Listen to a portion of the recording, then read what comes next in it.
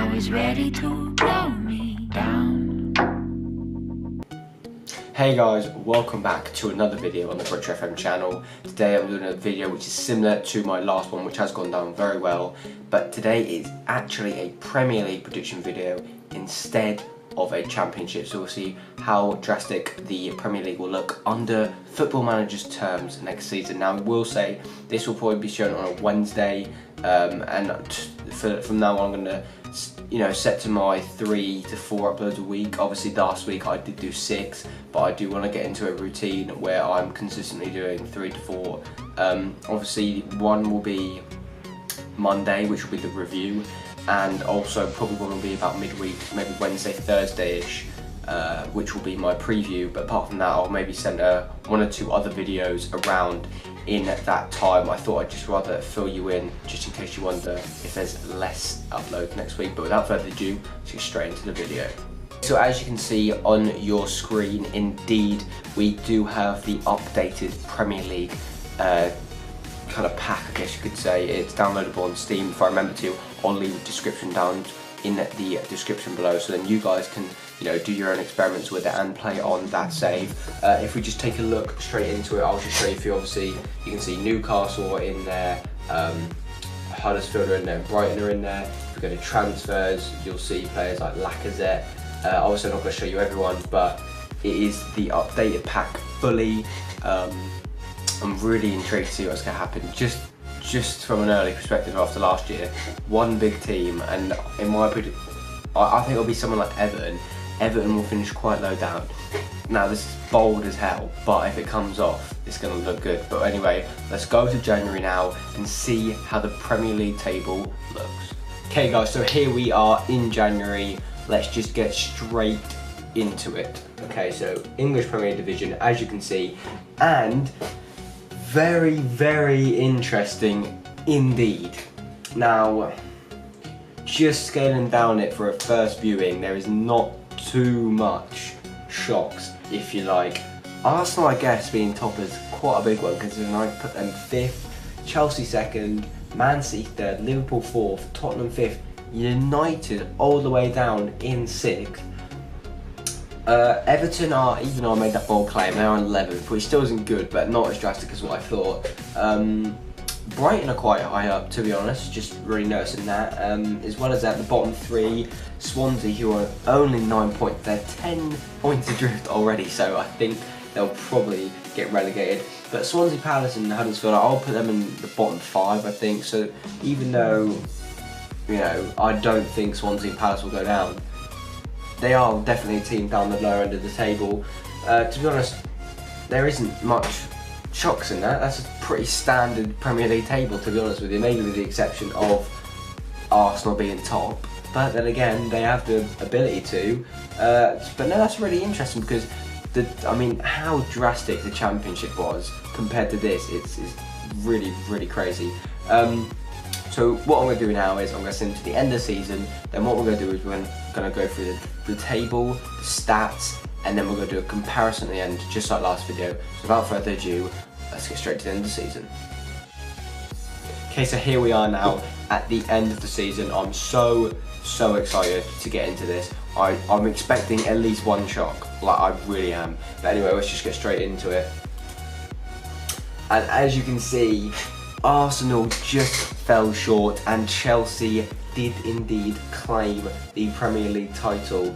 Now it's very interesting just scaling down because, from what I know, definitely Liverpool I did get right. I did predict them 6th, and I do think in a way Tottenham and Liverpool being outside could definitely happen. However, I just do think that Tottenham are just one of those teams that always perform. But anyway, regardless of that, let's just look down the table. Definitely the bottom half, Brighton, who were really sitting comfortable, didn't do that great at all in this final half of the season, with just 35 points, just escaping relegation. And the bottom 3 were Huddersfield, Palace and Newcastle, with obviously Brighton and Watford on the outside. So the other team that was who I did predict bottom, so my bottom 3 was originally, I think, Brighton, Huddersfield and Burnley, and Burnley, from what I can see, they did have a very good season, finished 12th in fact, which is good for them. And Everton, who I did say could stumble a bit, I kind of did get that right in a way, because they didn't finish that well at all. They did quite bad indeed. But really, I don't think that's thrown too many shocks off. I think Chelsea could definitely win the league next season. I do just think they're a few players short, but obviously I'm not going to go over my prediction video too much until the comparison at the end. But on the whole, I'm not really that surprised by any of it at all. So what we're going to do is now we're going to jump straight into the stats, have a look at them, and then we'll do our comparison. Okay, so here we are on the stats screen. Now let's go straight into it with the top goal scorers. As you can see, joint first was Alexis Sanchez, followed by Jamie Vardy. Did not expect to see him up there. He's obviously very, very good, but I just really didn't think he was, I don't know, I just think he's tailed off a bit recently. Obviously, Diego Costa's on there now. It's a bit of a controversial one because he's still a Chelsea player.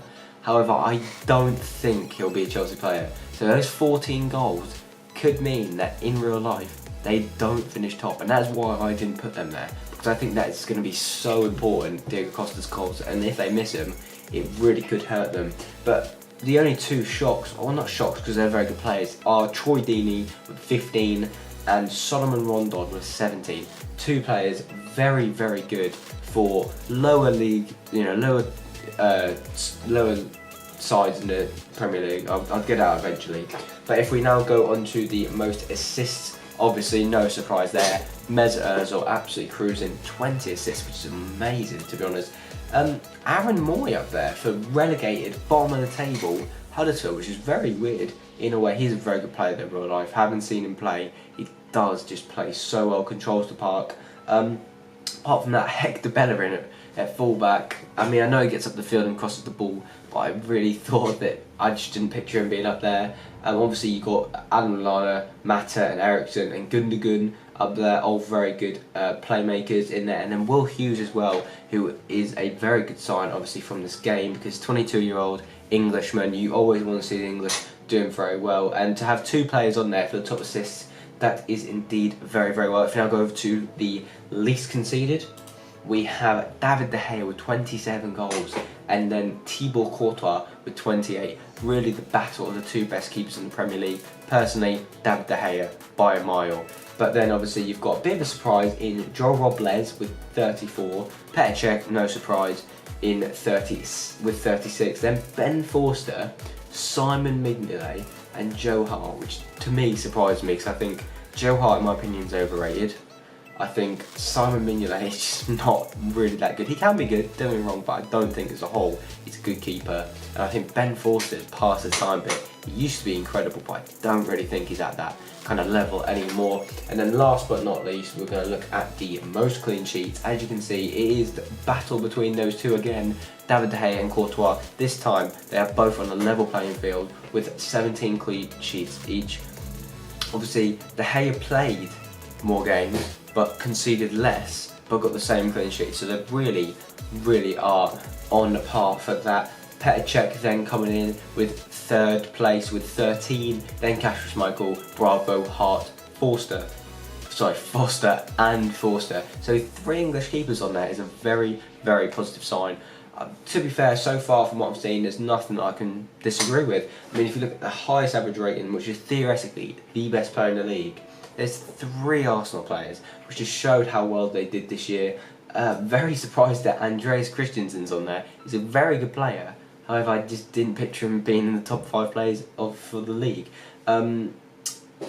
For the player of the match, obviously Ozil and Mata shows how good of a season they both did have indeed. One last thing I'm going to look at quickly is the transfers. Look at them, just see kind of what happened with the money, who come into the Premier League, and then we're going to go on to the comparison.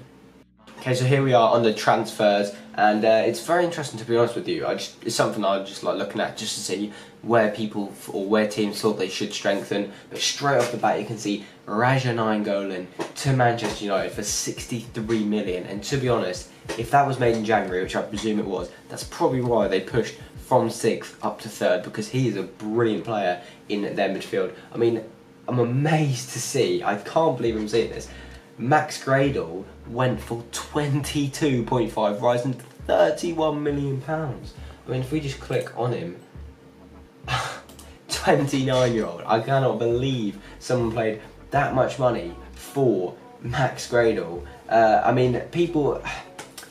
Nacho Fernandez, the centre-half from Real Madrid, went for less than Max Gradle, the Bournemouth winger, who was predominantly injured most of the time. So that, I guess, is very, very confusing indeed. But, I mean, apart from that, there's no massive transfers. I guess Rugani is a very good up-and-coming player, so is Castillejo.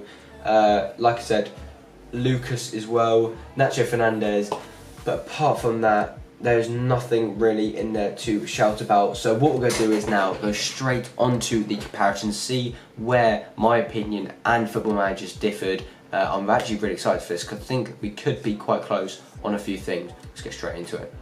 Okay guys, so here we are. We're at the prediction screen, obviously comparing my own predictions from my video and Football Manager's predictions from this video. So without further ado, let's get straight into it. Obviously I'm not going to do every single team, but feel free to just pause the video here, go through, see your team, see any other teams, just have a real look for yourselves, because there's, you know, I mean, personally I'll say I think I did quite well in terms of comparing it to this. You know, I mean, on the Championship one I had some +13s and it was an absolute meh. But on this, the biggest one I've got is +6, and then -4, then -5 in fact, sorry, 2 of them.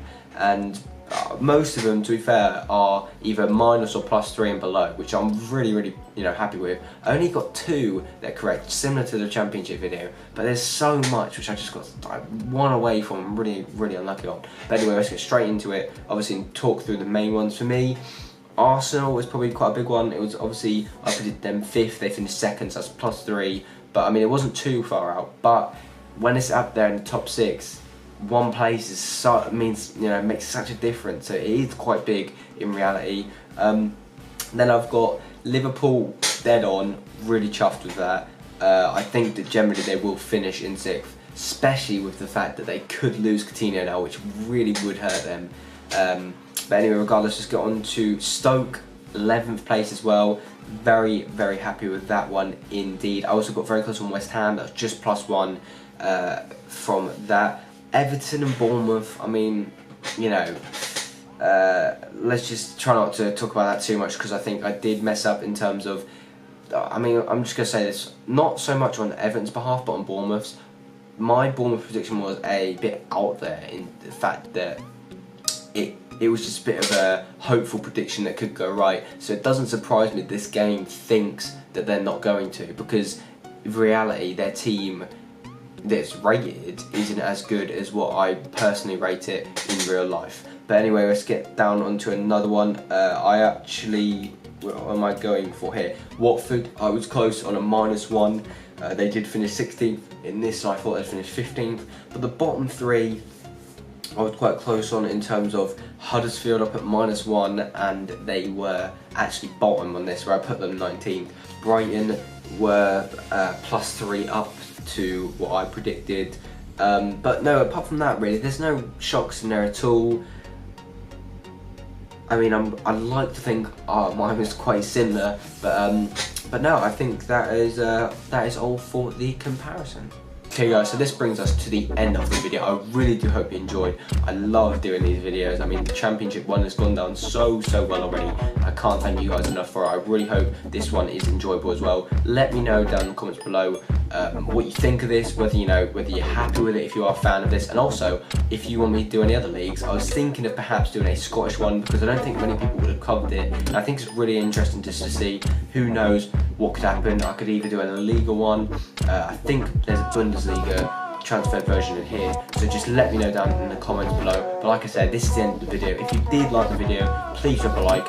Oh, really does mean a lot to me. And also subscribe for more. Like I said, I'm going to be doing 3 to 4 videos a week, and I'll try get my schedule out, either that be on my social medias or anything like that, over the next week, just so you know what's going to come up and when that will be. Obviously, that is a plug for go follow my Twitter. It will be a link in the description as well. But this has been Britcher FM, guys, and I'll see you later. Go, make my body go. Make our bodies higher and higher.